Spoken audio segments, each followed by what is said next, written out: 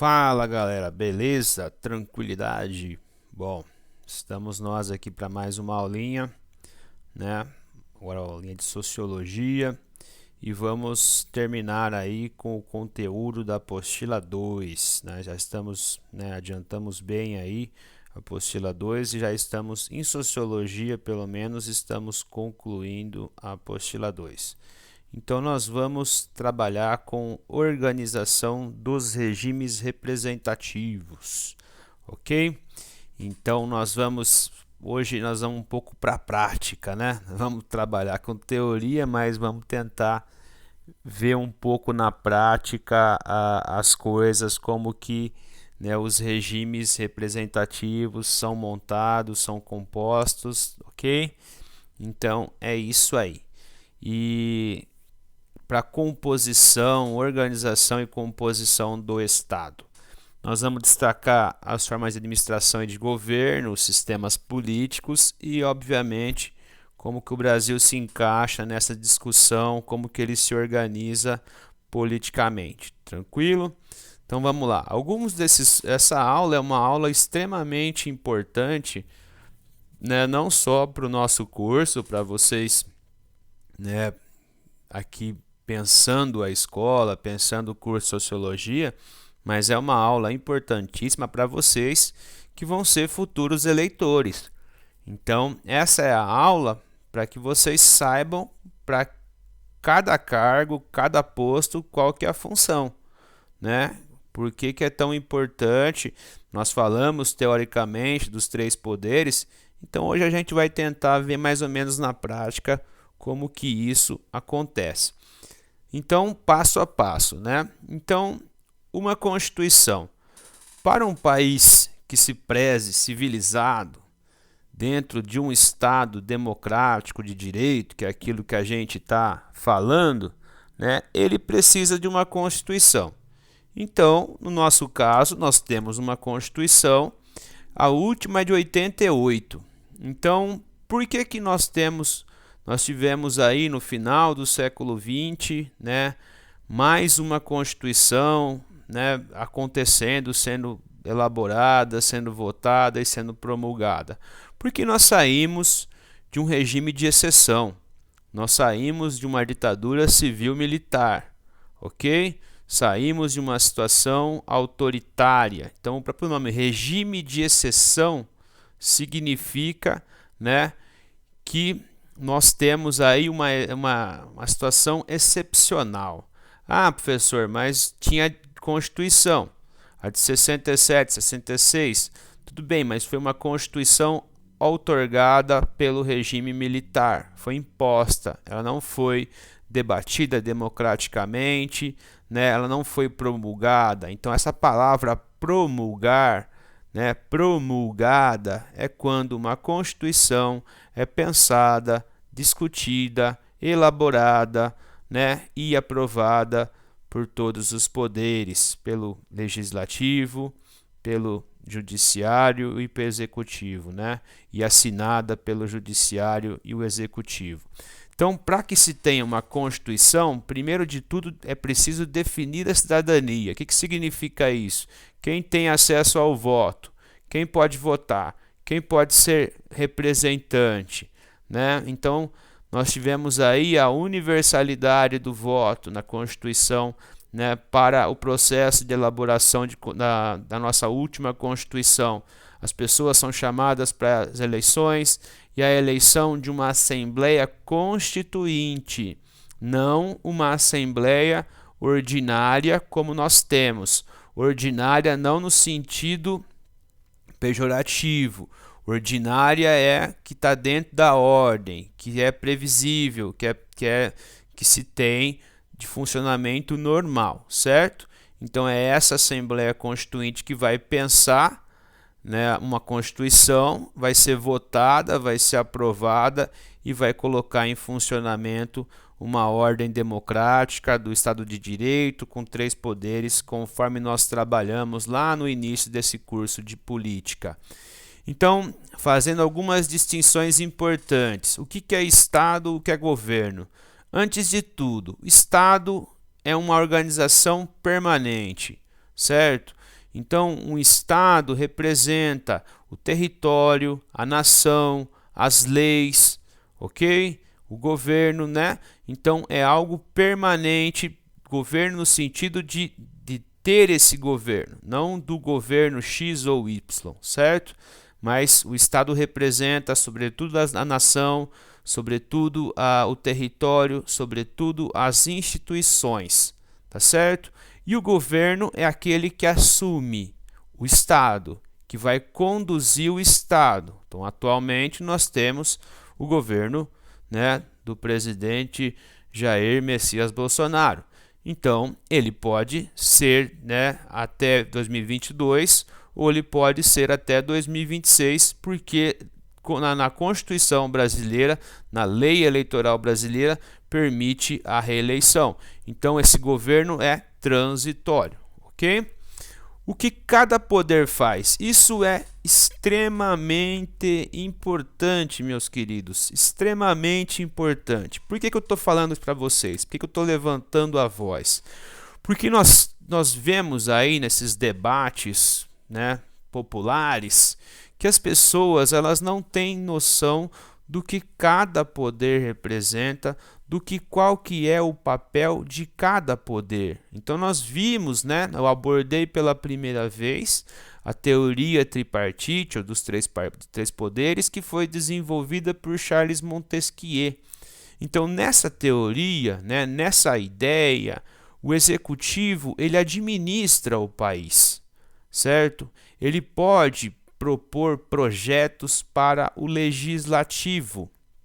Então ele administra, ele conduz o país, ele vai representar o país no exterior, certo? É ele que vai ter que fazer acontecer a coisa, ele vai ter que administrar a casa, certo? Então pode ser o presidente, pode ser o prefeito, pode ser o governador de estado. E o legislativo? Duas funções essenciais. O legislativo cria leis, vota leis, cria leis e, sobretudo, ele fiscaliza o executivo, ok? Então, é um papel essencial, né? Então, muita gente acha que o judiciário que cria lei. Não, o judiciário não é papel do judiciário criar lei. O papel primordial do judiciário é interpretar a Constituição, né? Trazer resolução, né, de problemas, de impasses, né, a partir, tipo, no caso do Brasil, que certos personagens, eles têm situações aí privilegiadas, então somente, né, o STF pode julgá-los. Então, né, caso tenha algum problema, né, se o legislativo ou se o executivo envia uma lei e essa lei tem um descompasso com a Constituição, é o judiciário que tem que dar o sinal, tá entendendo? Então, voltando para o legislativo, ele cria a lei e ele fiscaliza, sobretudo, o executivo. Quem são? Deputados, senadores, vereadores, tá certo? E no caso do judiciário, né? Então, é o grande, o que aplica as leis, o que resolve impasses, que aplica penas, tá certo? Então, os juízes que vão nas diversas instâncias e âmbitos de justiça. As formas de administração do Estado, né? Isso tem que ser um tema decidido na Constituição, certo? Então, como que nós vamos dividir as unidades administrativas? Províncias, estados, departamentos, né? Então, colocando aqui uma interrogação, né? Então, em geral, um país grande, é interessante que ele seja uma federação. O que é uma federação? É uma divisão, é uma organização administrativa em que as unidades descentralizadas, né, se auto-administram. Lógico, a partir, né, em conformidade com uma Constituição central. Então, o Brasil hoje, uma federação, certo? Temos um governo federal em Brasília, temos governos estaduais que se auto-administram. Como que vocês vão entender bem essa questão? O STF, né, atribuiu para os estados e os municípios, que são conhecedores melhores da situação da questão da pandemia, que eles decidam pelas melhores políticas a se tomar para o combate e a prevenção da pandemia. Então, essa decisão do STF, ok? Então, se é um estado centralizado ou unitário, como era o Brasil imperial, a determinação ela vinha de Brasília, né? Ou na época imperial do Rio de Janeiro. Então, um estado federativo, ele é descentralizado. Ele vai oferecer maior descentralização política, enquanto um estado unitário, ele é centralizado. Que foi, né, vocês estudam história lá com o Igor, perceba como no primeiro Império do Brasil, quantas revoltas que aconteceram na regência por conta dessa centralização que a Constituição de 1824 outorgou, né, ao Rio de Janeiro. Ok? Então, pega lá as revoltas, as revoltas pernambucanas, né, como a Confederação do Equador. É uma revolta que vai colocar para a gente, né, que é uma reação a essa imposição de Brasília. De Brasília, gente, perdão, porque conforme vocês vão perceber aí, apareceu uma mensagem aí e me distraiu um pouco. A imposição do Rio de Janeiro, tá certo? Então, prosseguindo. Diferenças entre um Estado federado e um Estado unitário, né? Então, fechando esse pensamento, esse raciocínio, na federação, as unidades possuem relativa autonomia a um governo central. O exemplo, Estados Unidos e Brasil. E o Estado unitário, em que nós temos províncias ou departamentos que vão ter pouca autonomia. Então, o exemplo é o Uruguai. Então, o Uruguai ele é um estado pequeno, certo? Ele é um estado pequeno, então existe uma divisão departamental, mas esses departamentos eles não se autogovernam, ok? Então, a Montevidéu lança políticas para todos os departamentos. Então, é interessante que pequenos países, né, possam ser, né, unitários e grandes países federados. Por que essa é uma leitura, uma recomendação que eu acho importante? Porque quanto mais você divide, quanto mais você precisa de mais governadores, existe mais necessidade de mais estruturas burocráticas, mais assembleias legislativas, ok? Então, é necessário mais recursos, tá certo? Então, pragmaticamente, um Estado unitário ele vai gastar menos. Só que me fala, como que hoje nós vamos ter a possibilidade de um país gigantesco como o Brasil sendo governado a partir de Brasília, certo? Então, são essas coisas que não têm cabimento na realidade. Os problemas da representação e as soluções encontradas, né? Então, nós vamos ver aqui, né, quando formos trabalhar a questão dos deputados federais e senadores, que a nossa última Constituição, de certa forma, pensando a Câmara Federal, ela meio que subrepresenta alguns estados. Por que ela faz isso? Porque ela estabelece um teto máximo e um teto mínimo. Então, alguns estados mais populosos, como São Paulo, né, deveriam, se fossem uma outra dinâmica, ter muito mais representantes do que ele tem na prática.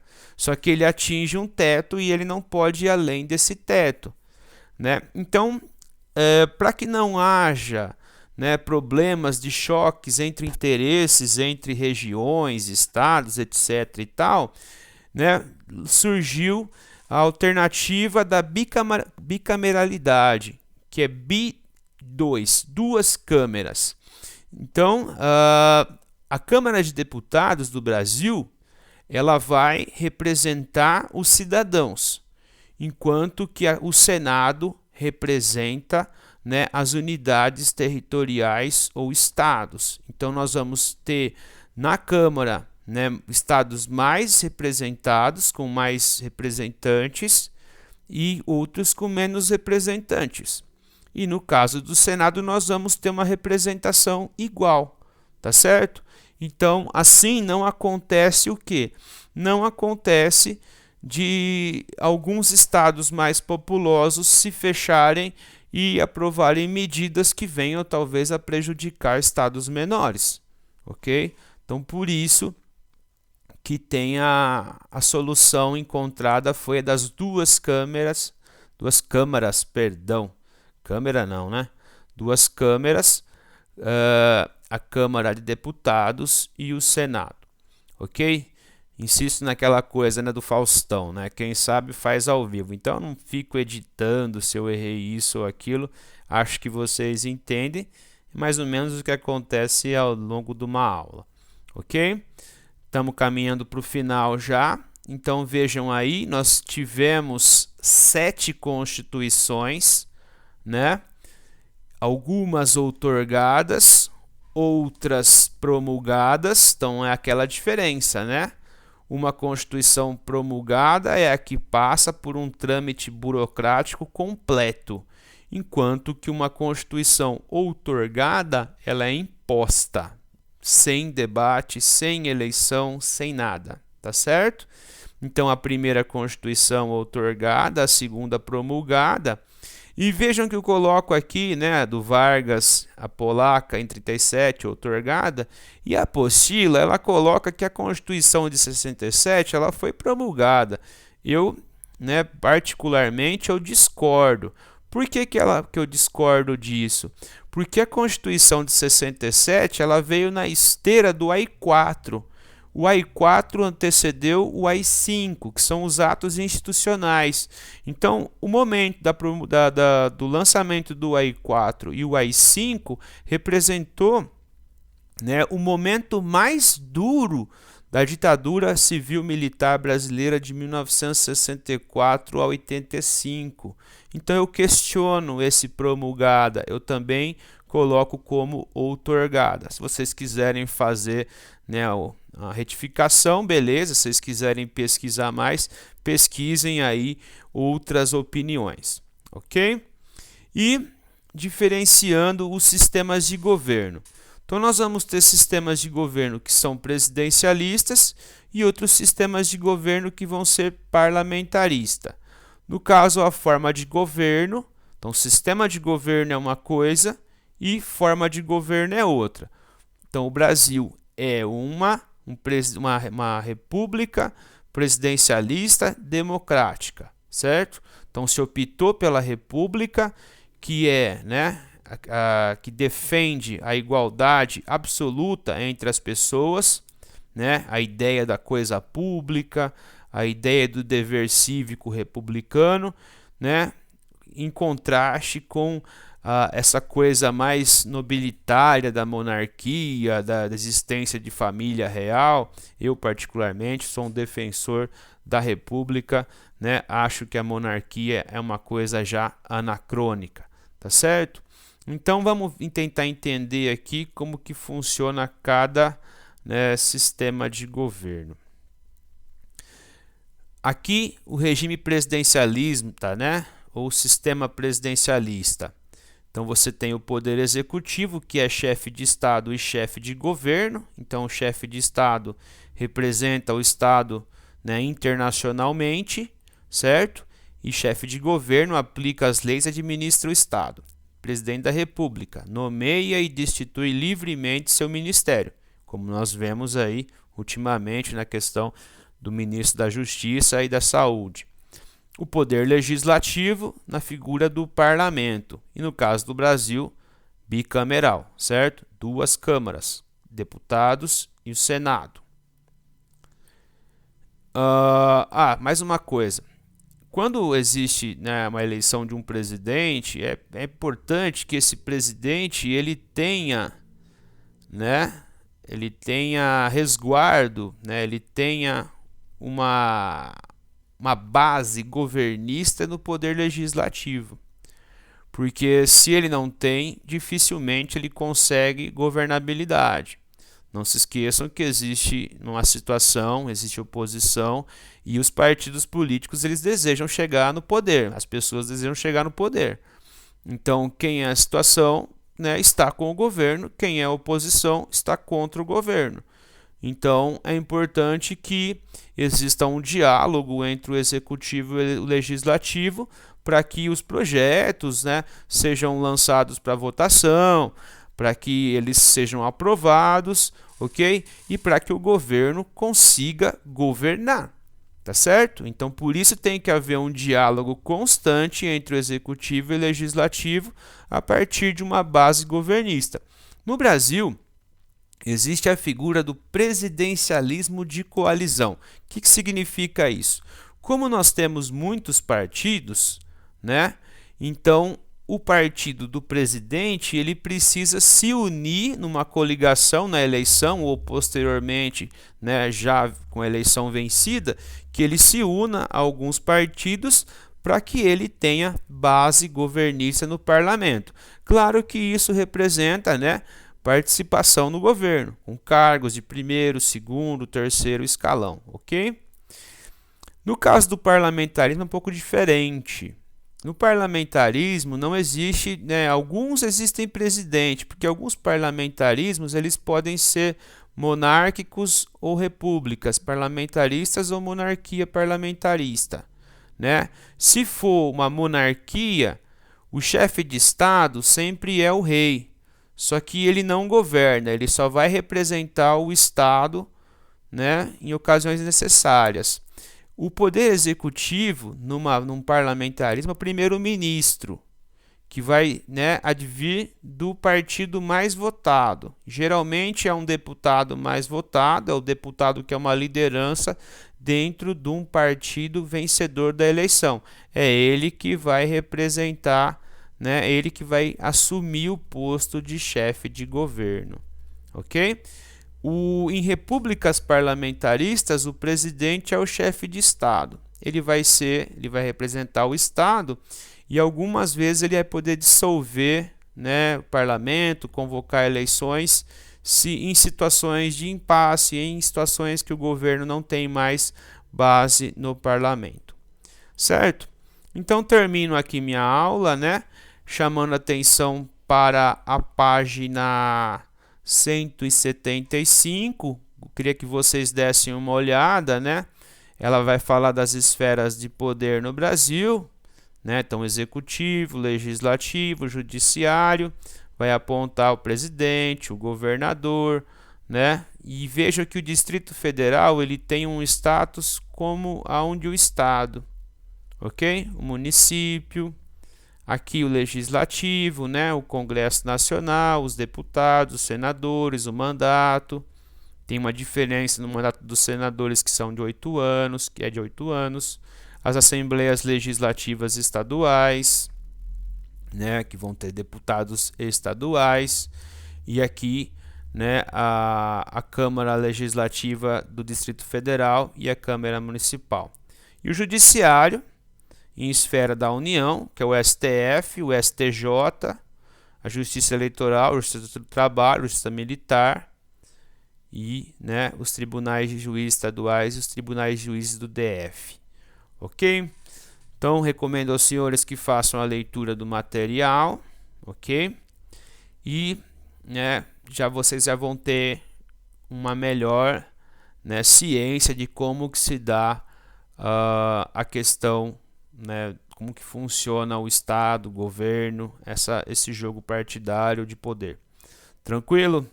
Então agradeço a atenção uma vez mais, um abraço e até semana que vem.